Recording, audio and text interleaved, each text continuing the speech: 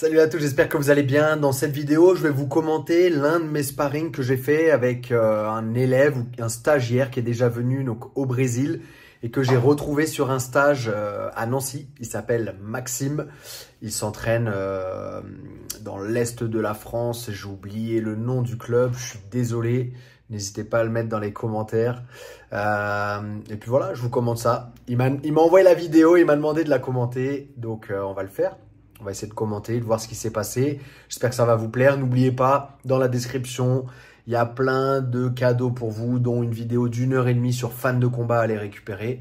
Et si vous êtes de passage sur Paris, n'hésitez pas à venir vous entraîner avec nous au NR Fight Club. Et tout est dans la description. Allez checker ça à la fin de la vidéo. C'est parti.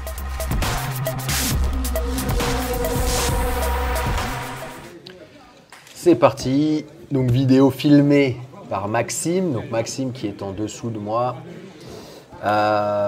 ceinture bleue de jiu-jitsu brésilien, il me semble, en tout cas à ce jour. Et en fait, je sais que Maxime est un grand consommateur de vidéos sur PG Fanatics, sur fans de combat.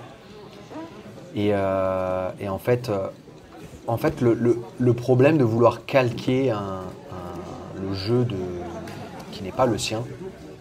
Alors c'est bien, ça donne des bases. Moi comme je dis, c'est vachement important, c'est vachement intéressant d'aller apprendre sur internet des vidéos, des techniques, pardon. C'est aussi important d'apprendre un jeu bien propre et voilà, d'être propre techniquement. Le problème c'est que si la personne en face de vous sait ce que vous apprenez, et on peut anticiper les mouvements. Donc c'est pour ça que moi j'ai toujours aimé la lutte à livrer parce que peu de personnes pratiquent la lutte à livrer ou connaissent la lutte à livrer. Et du coup on essaie d'avoir des mouvements qui surprennent un peu les adversaires. Donc là c'était lors du stage de Melki Galvao à Nancy chez mon élève ou mon ami Mehdi Madawi qui est ceinture noire de lutte à livrer, qui enseigne là-bas, qui fait un super travail dans l'Est de la France. Et en fait c'était pendant le camp, donc j'avais déjà fait une semaine avec Melki, Mika Galvao, Diogo Reis, Fabricio, Brenda à Paris. Et donc on avait travaillé pas mal les Kimura, le Kimura Grip. Donc c'est ce que je vais essayer de faire du coup dans ce sparring. Plus un peu quelques principes, quelques techniques que j'ai vues avec eux et que je travaillais aussi. Ça c'est un contrôle que j'aime bien faire. Et aussi là il y a une soumission que là j'ai pas essayé de faire parce que c'est une soumission un peu brute où on arrache la tête. Mais voilà, là vous voyez en fait un truc important, c'est j'étais au-dessus, j'ai mis la pression, je passe la garde et là je prends mon temps. Je change, en fait je m'adapte à juste les différentes façons de lui qu'il essaie de se défendre.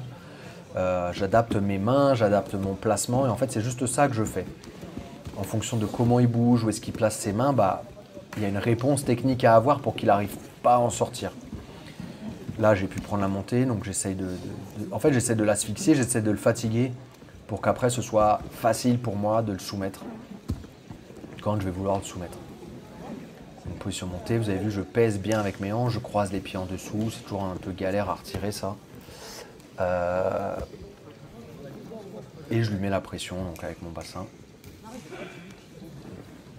Donc vous voyez déjà qu'il commence à bouger un peu moins. Là, ses mains, elles sont mal placées. En vrai, les mains, il devrait les mettre sur mes hanches, sur mes genoux. Là, il s'en sert pas du tout, en fait.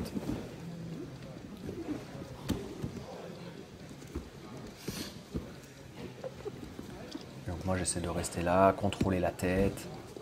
Quand on contrôle la tête, normalement, on contrôle le corps. Donc, contrôler la tête ou contrôler aussi les épaules.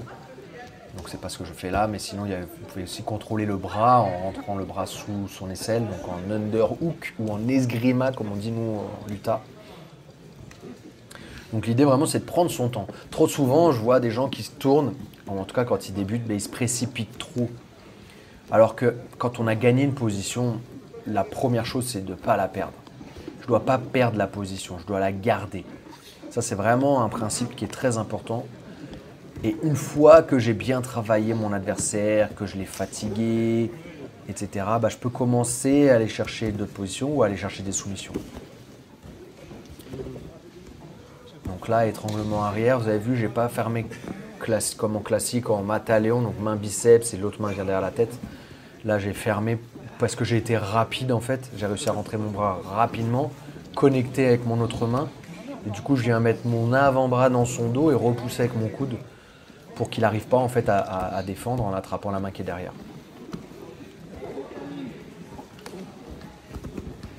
Hop, il attrape ma tête.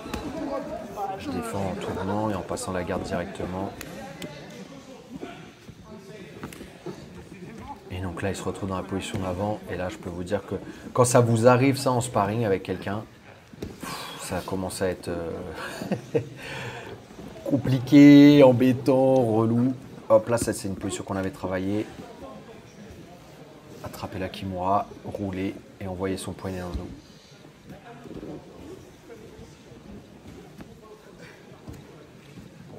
Le fait de travailler genou à genou, c'est un truc qui ne sert pas à grand chose. Parce que c'est une situation que vous n'allez jamais retrouver en combat. Le combat à genou, ça n'existe nulle part, dans aucun combat, aucune réalité, rien. Et du coup, c'est pas quelque chose qui est vraiment intéressant à travailler, puisque c'est une situation qu'on va jamais retrouver. On va la travailler, soit on se met debout, soit on donne la garde. J'espère que ça vous a plu. N'oubliez pas, un pouce, ça coûte pas grand chose si ça vous a plu la vidéo. Ça permet forcément à la vidéo d'être un peu plus vue ou un peu plus proposée aux autres personnes sur Internet. Donc un petit pouce, ça fait plaisir, un commentaire et puis des partages, bien évidemment, c'est cool. Et si vous n'êtes pas encore abonné à la chaîne, abonnez-vous. Et encore une fois, c'est le moment d'aller récupérer la vidéo gratuite sur Fan de combat, rien que pour vous. C'est une vidéo d'1h30 pour progresser, pour pouvoir s'entraîner tout seul dans les sports de combat. Et si vous êtes de passage sur Paris, vous habitez à Paris, venez faire un cours d'essai chez nous. Il y a une petite surprise pour vous dans la description, donc allez récupérer ça. Et puis pour ma part, on se voit dans une prochaine vidéo. Merci à tous. Ossa!